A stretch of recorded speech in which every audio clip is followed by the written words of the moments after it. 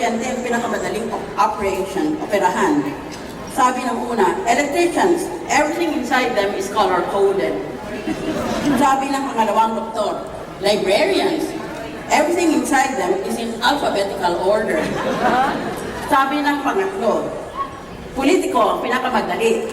They have no brains, they have no guts, they have no hearts, and they have no balls. Top 3 na pinakasinungaling na trabaho sa Pilipinas.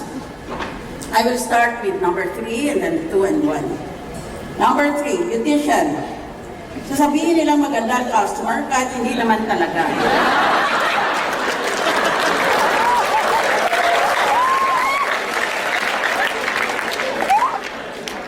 Number 2,